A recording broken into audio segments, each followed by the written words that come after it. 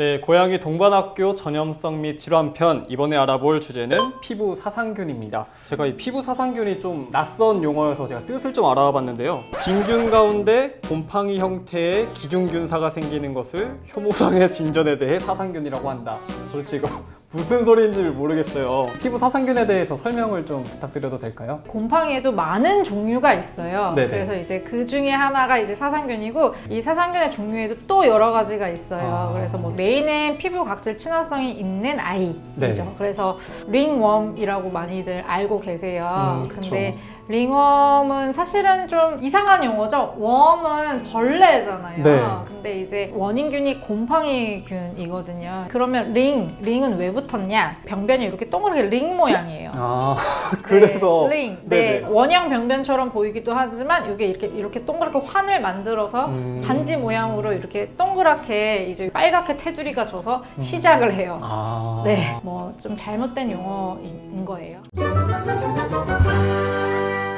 선생님도 지금 혹시 고양이를 키우고 계신가요? 네, 저 5마리 키우고 있어요. 5마리 집사분이신데 그 혹시 고양이들 중에 뭐 좀 이런 피부 사상균에 걸려서 좀 이렇게 퍼졌던 적은 없으신가요? 당연히 있죠.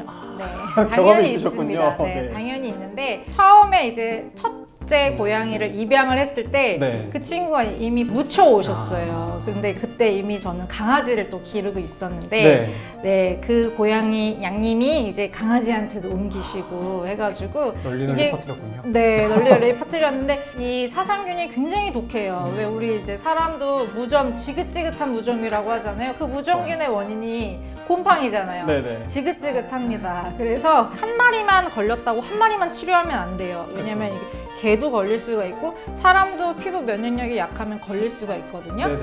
얘는 이제 소강 상태 거의 치유가 됐는데 그럴 때쯤 얘한테 오면 할까?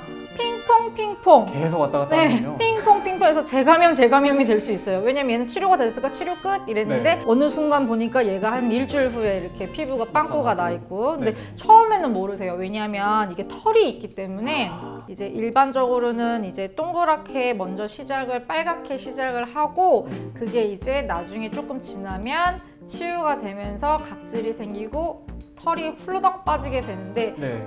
대부분의 집사들은 훌러덩 빠진 부위를 보고 그때서 이제 병원에 네. 오시죠. 왜냐면 털을 항상 이렇게 갈라볼 수가 그쵸. 없기 때문에 초기 병변을 잘 찾으시기가 힘드세요. 아이가 걸렸다 싶으면 일단 다 격리를 좀 시키고 아이 치료를 따로따로 한 다음에 청소를 다 끝내고 다시 모일 수 있게 이렇게 하는 게 제일 최선의 방법이겠네요.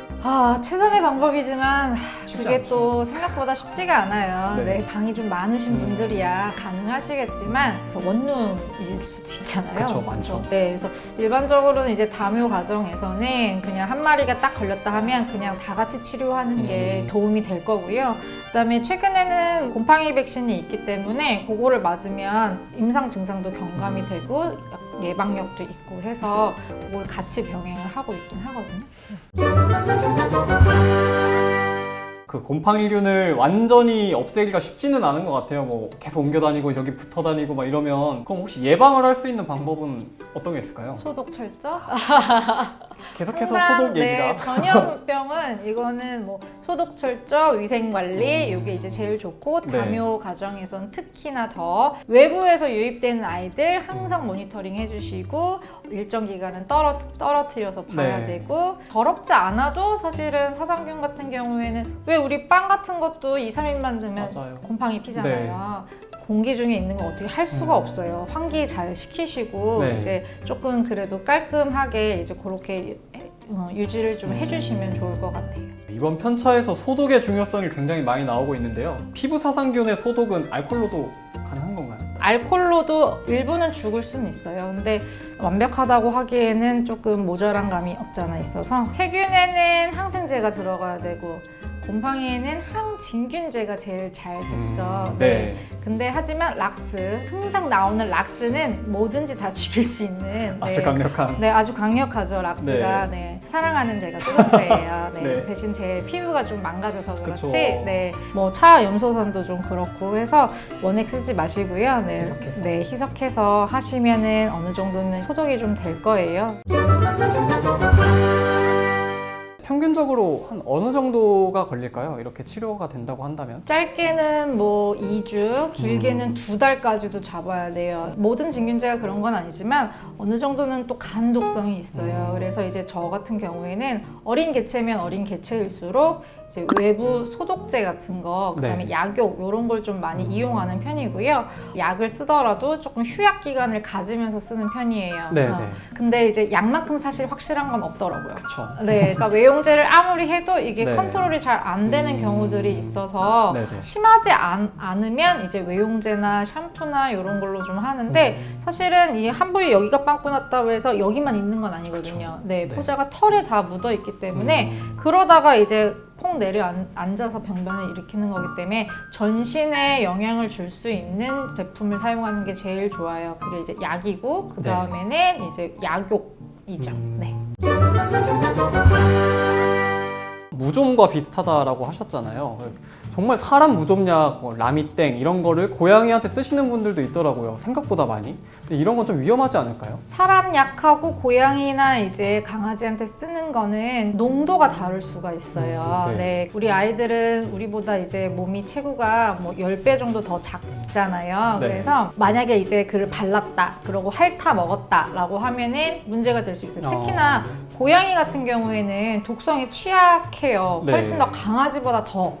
그다음에 피부 자체가 사람하고 달라요. 네. 왜 그래서 강아지 샴푸 따로 있잖아요. 그렇죠. pH가 우리랑 다르고 피부의 겹 자체가 달라요. 그래서 조금 더 약한 피부라고 보시면 돼요. 그렇기 때문에 사람 거를 그대로 적용할 수 있는 제품도 있겠지만 무리가 좀 있을 수 있고, 그다음에 라미땡 같은 경우에는 크림 제제잖아요. 네. 고양이를 굉장히 싫어합니다. 자기 몸에 뭐 묻어있는 묻어 있으면 그거 없애려고 엄청 스트레스 받고 핥고, 고양이라고 하면은 저는 좀 약간 물성 제제로 된 거를 좀 추천을 드려요. 왜냐면 걔네가 그렇게 이제 끈덕끈덕거리는 거를 굉장히 기분 나빠하기 때문에 네. 게다가 이제 털이 있기 때문에 사람 약을 그대로 쓰지는 않고요. 동물용으로 나온 그 물성 제제들이 좀 있어요. 그래서 스프레이 형태도 있고, 국소 제제보다는 저는 이제 전체에 적용이 되는 약욕 같은 걸 더 추천드리는 편이긴 해요. 그렇군요. 아무래도 뭐 사람이 쓰는 걸 고양이한테 쓰면 위험할 수 있고 오히려 병을 고치려다가 더 위험한 상황이 올 수 있으니까 꼭 아이가 피부 사상균에 옮았다고 하면 병원에 가서 진찰을 받고 고양이용 약을 쓰시길 추천드립니다.